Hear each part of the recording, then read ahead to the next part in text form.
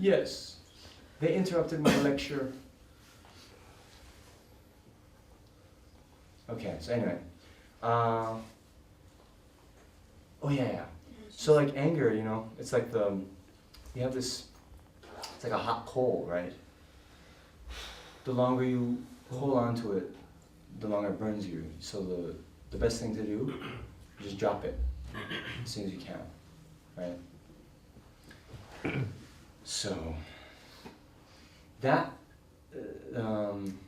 it's a little bit difficult, this one, thinking about our own role and our own karma in it.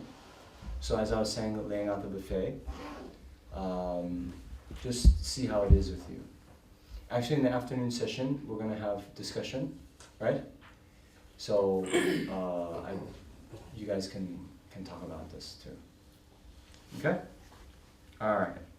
Now, so now we've finished that the subheading of on the analysis of the object, anger is unjustified. Okay? We've talked about the person who's provoking us. When we really think about their situation, yeah, we see that our anger is unjustified. Now the next is, on the analysis of the subject, anger is unjustified. So who's the subject? Me. Us. Each one of you. The person getting angry. Object is the person harming. The subject is the harm. There's the harmer and the harmee. Do you guys talk like that? Harmee. Yeah, anyway. Harmer and one who is harmed. Yeah. You guys have some of that, right? There's the payer and the payee. Employer. Yes, nice. So actually you won't find harmee in a dictionary. You know? But language is living, it's evolving all the time. So you get it when I say harmee? Yeah. Then it becomes a word. Right? Yeah. Anyway, we can talk a lot about that in terms of emptiness actually. Yeah, but we're not. Okay. So on the analysis of the subject, anger is unjustified. So now let's jump. Let's jump to 73, stanza 73.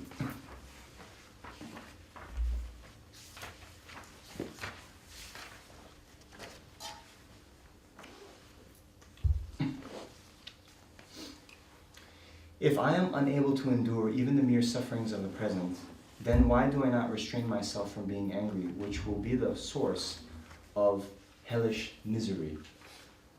Okay? So here again, we're bringing karma into the picture again, right? So, remember, this harm that we've experienced now, as we were saying, right, is due to the ripening effect of a negative karma that we've accumulated in the past. Okay? So now, that negative karma, now we've experienced it, it's finished. Okay? It's finished. It's no longer able to bear fruit as a negative experience. Okay? All right. So now, in that moment, we think, oh yes, if I harm them back, then that will teach them a lesson, they won't harm us in the future. But here, if we harm them back, all we're doing is creating another karmic seed that will then ripen as more suffering in the future. Right? So here we're trying to break the cycle. If we're not able to endure this small kind of being insulted, then why create the causes for more suffering like that in the future? Right? So now here, there's a saying that sickness, we're going to talk about this more tomorrow, but sickness is like a broom that clears away negative karma. Okay?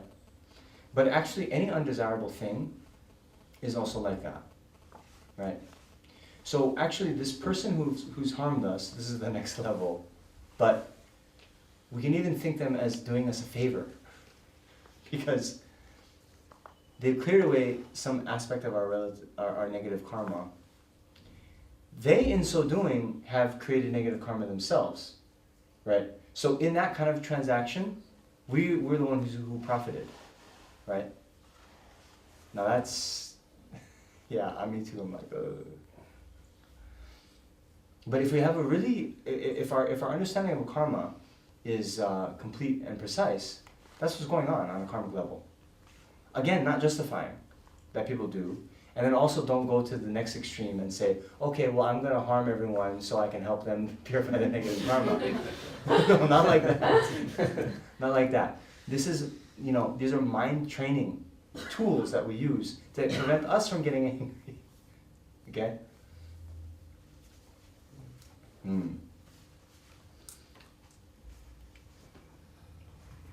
So, there's another nice quotation here from the Jataka Tales, yeah, the past life stories of Buddha, where he says, I do not think about this person ruining his virtue, but that he is as if engaged in actions to clear away my sins. If I am not patient with this person, how could I be any more unkind? And then Chandrakirti says in Madhyamika Avatara, you want to say that you are exhausting the effects of non-virtuous karma done in the past, then how can you sow the seeds of further suffering by getting angry and harming others? Okay? Alright. So that's analysis of the subject. Okay? You, basically, because what we said at the very beginning, right, our motivation, we don't want suffering, we want happiness, so don't get angry.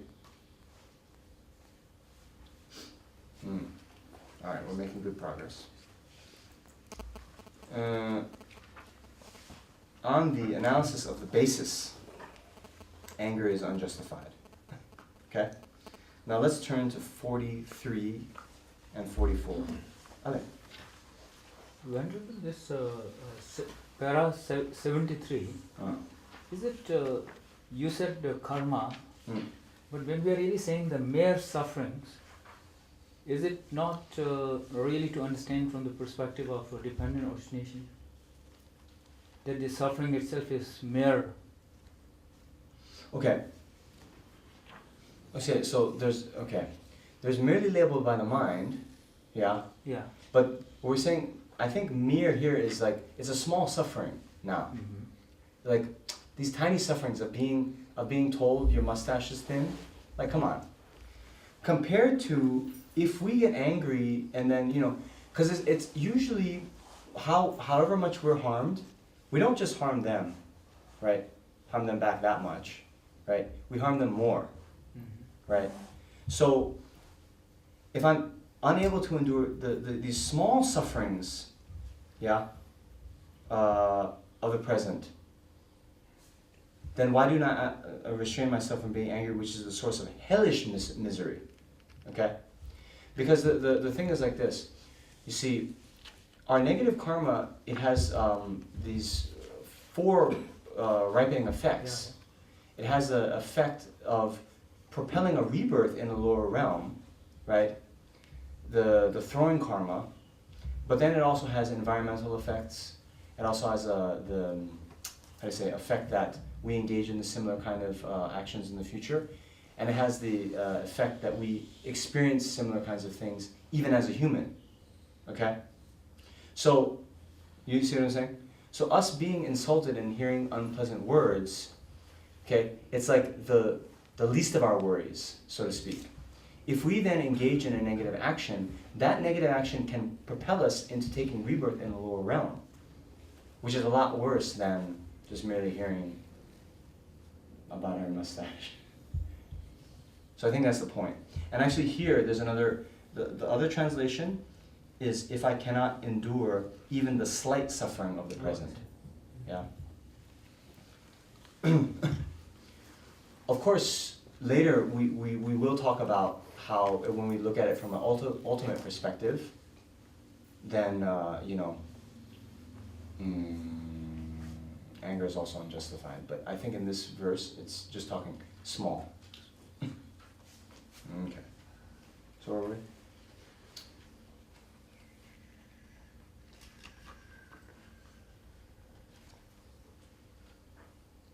Okay.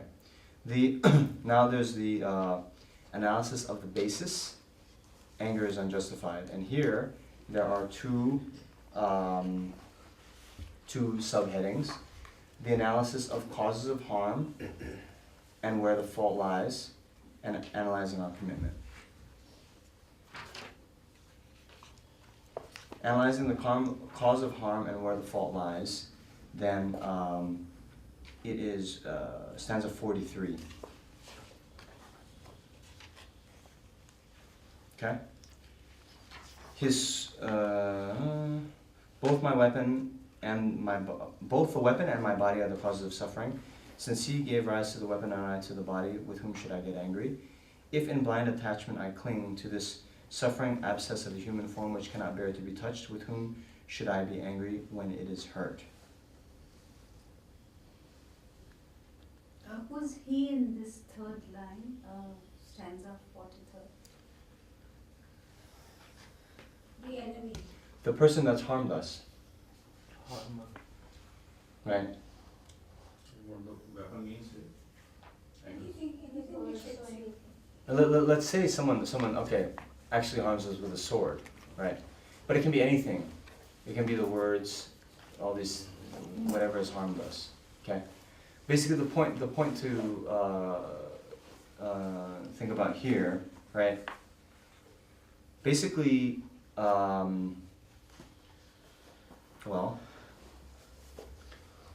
we're still in samsara, okay? So, it is said like the Buddha, for example, cannot be harmed, has transcended all of karma, doesn't have, contaminated aggregates like us, right? So on one level, the fact that we haven't gotten liberated yet, the fact that we're not enlightened, then we can get harmed, right? So, since that's the case, right,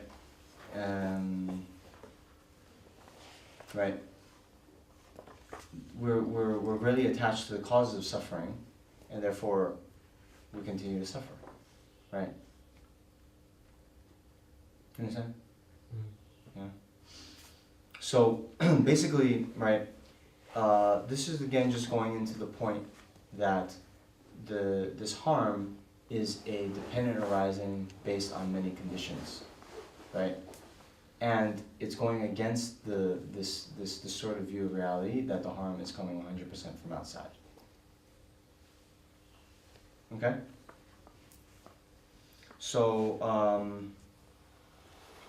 now there's another stanza. Which one is it?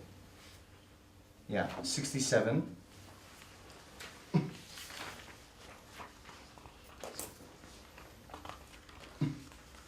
Should one person ignorantly doing wrong, and another ignorantly becoming angry with him, yeah, who would be at fault and who would be without fault? Yeah? That's the thing. This is a very common thing. I'm sorry? At times we are ignorant that we are doing harming others. Yeah. Yeah. Well, okay, now here again, there's many different kinds of ignorance, right? But here, even on a conventional level, right? If we saw the effects that harming others would have, we wouldn't harm others, period, right? Although we talk a lot about karma, we actually have our knowledge of karma, our belief in karma is actually like they say, if you put sawdust on the surface of a beer, it stays on the surface, right? It's a very superficial level, We might talk a lot about it, karma this, No problem. But actually, we had this thought like, oh yeah, it's not too bad, You know, I just met someone yesterday. They're like, yeah, dengue is a big problem in Delhi, yeah. Yeah, I kill mosquitoes because I don't want to get dengue. You know? Right? You think like this, right? But actually, you know, killing the mosquito, okay, if that karma isn't purified, we get reborn in the lower realms. Yes, yeah, me too, right? So compared to dengue, you know, and that's another thing, it's very strange, right? Is there a way, you know, just brush the mosquito off or something, short of killing it, that you can still not get dengue?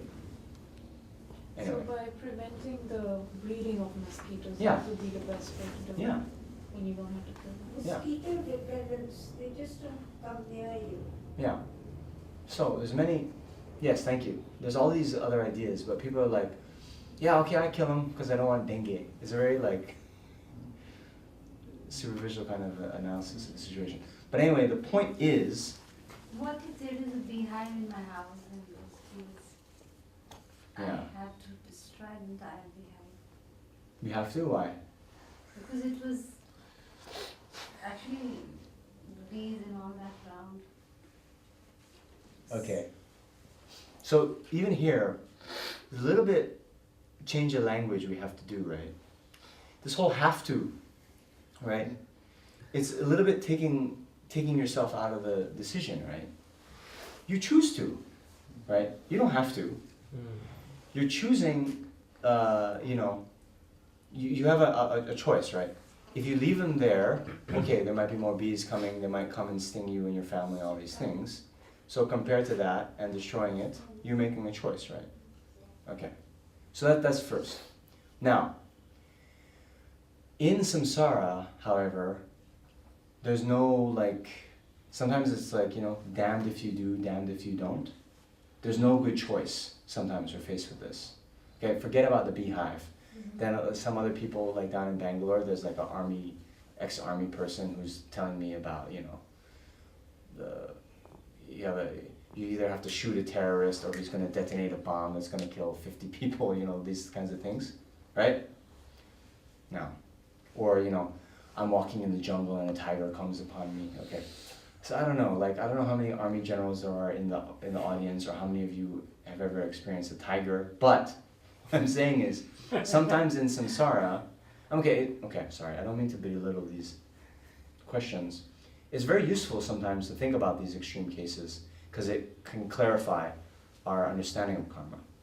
But the point is, if we are in a very like no good choice situation, the thing then to do is just have a recognition of it. And you know, they say for a karmic action to be complete, there needs to be the four factors that come together. Another list of four. There's the basis. Let's say for an action of killing, there's the basis, a living being, right? There's the thought. The thought includes recognition that that living being is a living being, right?